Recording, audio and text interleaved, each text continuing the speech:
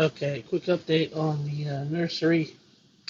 Last week, pretty much had all of these seedlings. They were in the dome and they hadn't sprouted yet. Maybe the lettuce had sprouted. Lettuce is over here. This is the Parasonicos romaine lettuce. Basically captured a lot of seeds. So many seeds that I got thousands of seeds, so I'm good with that. I can grow that pretty much all winter and into June, July. That is pretty good with the heat also, so it's good lettuce to have. The Romas, most looks like I got 100% germination on those. The amaranth, I don't know if you can see this. You got red amaranth and green amaranth. So this is a new summer green that I'm trying out along with a friend of mine. Back in the back here we got banana peppers. We got 3 out of 6, and green peppers 5 out of 6. So I'm gonna plant more since I have the seeds, and it seems like every time I try to do green peppers, you pretty much have to have brand new seeds every year to do them. It might be different with other people, but it's just my luck. This is celery. I'm going to actually do more celery also. And then the back over here we got, that's like a mixed pepper. In the back we got 3 out of 6 that popped up, and jalapeno peppers 4 out of 6 that had popped up. And there's another one, it's trying to pop up. So maybe 5 out of 6. I'm going to do more of those. I'm going to basically use up the seeds. Eggplant, these are seeds that I collected from my own eggplants last year, and pretty good germination rate on those. And I'll probably do some more of those because I do about 6 plants in the box in the raised bed, but I like to have some extra plants just in case one of them doesn't do so well or something happens to it. So down at the bottom, I've got my mixed tomatoes here. There's a bunch of a mixture that I had put in. I think it was 3 different types of tomatoes: purple Russians, Rutgers, and one other one maybe. I'm gonna try to. There is some that have 2 or 3 plants in it, so I'm gonna try to separate those. But these are just like extra tomatoes that I'm gonna have to build a structure or something out there too, because you need to trellis all of these. So that's the update. I don't have anything on the heating pad right now, so I'm gonna be doing that a little bit later here. But just an update on the nursery in the house. Okay, well, like and subscribe, and we'll talk to you guys next week. Hey, this time I'm updating the nursery area, which is in the house, temperature controlled, humidity controlled. So normally I have this little sheet over the front of it so it doesn't blind me all day long. All right, here we go.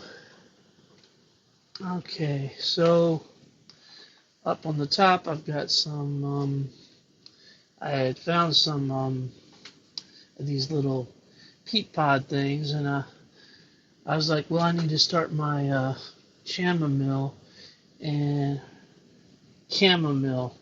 Chamomile. I always pronounce it wrong. Anyway, you just drop. They're so tiny. The seeds are like sand, but I mean they're so tiny. But you just drop them in, and I actually put them on the heat for a little while.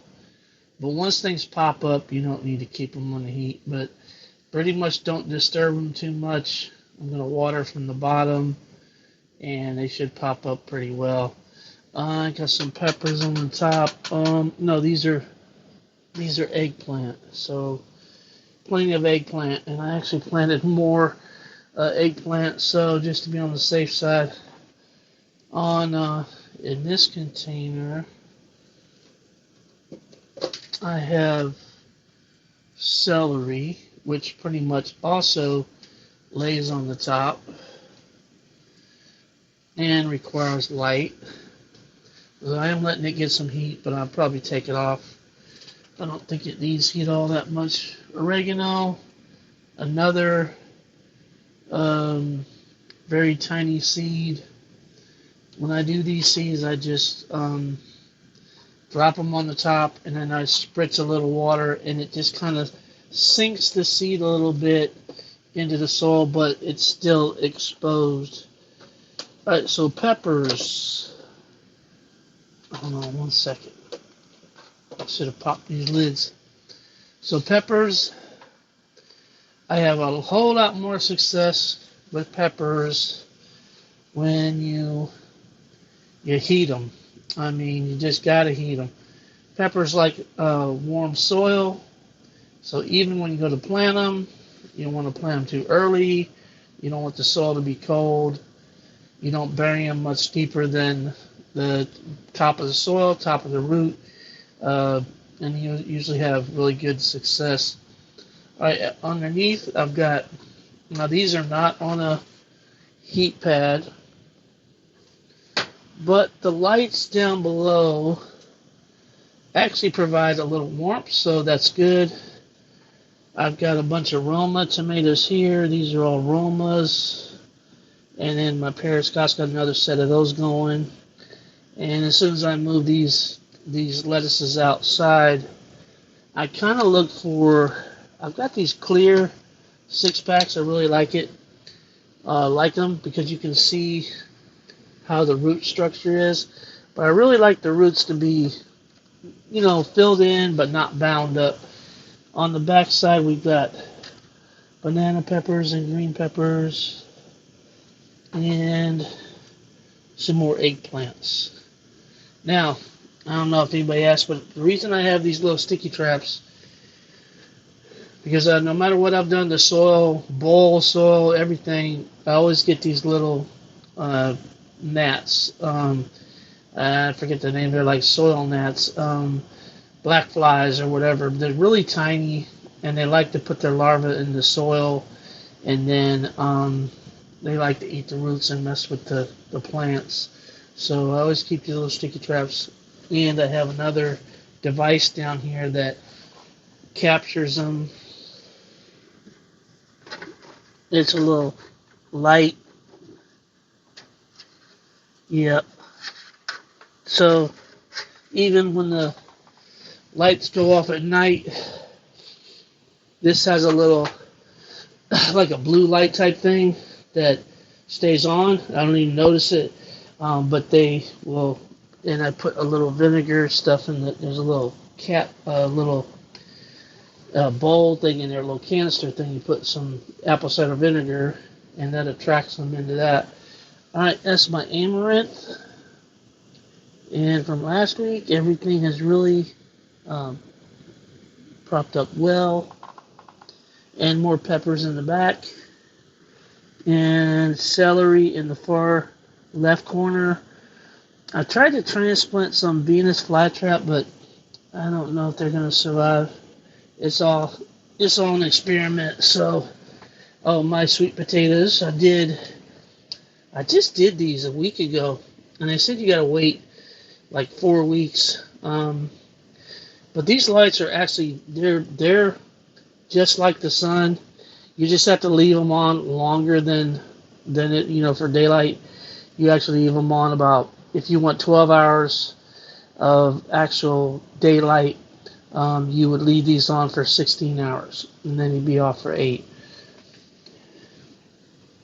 So when I checked the potato, see that one? It has a little root coming out. So I haven't really done this before. I've always gotten slips from my mom. Pretty much last year got slips from my mom. I'm just kind of following the instructions and then what she does, and they always have success with it. And I'm seeing little buds and things starting to poke out. I guess that's a good sign. So we'll leave that until we get lots of slips and we can put them in the ground. This, I just planted this today, and these are going to be a lot of beneficial flowers.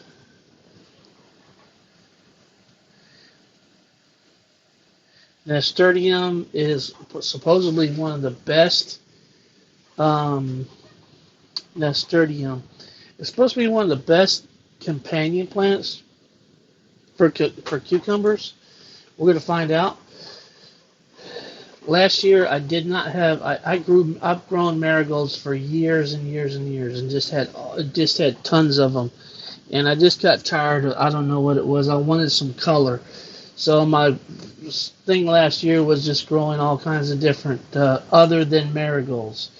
But marigolds are supposedly another very good companion plant for cucumbers that kind of distract the cucumber beetle, or they're more, if you have them around, they're more attracted to the nasturtium and the marigolds than they are the cucumbers. So that's good because they'll go to them instead of messing up your cucumbers, because they took out my whole crop last year, and I didn't have any type of companion plants for my cucumbers. So hopefully, this year I'm going to redo, or start doing a lot more marigolds, different types. I've got the crackerjack, the dwarf, and then the other one was queen something. I forget the name of it, but it's a mixture, a lot of mixture of them. So I've got six packs. So that's 36 marigold plants, and then 36 nasturtium. So we are going to definitely work on more companion planting with the cucumbers. All right, well, that's about it. So we'll talk to you soon. Make sure you like and subscribe. Talk to you later. Bye.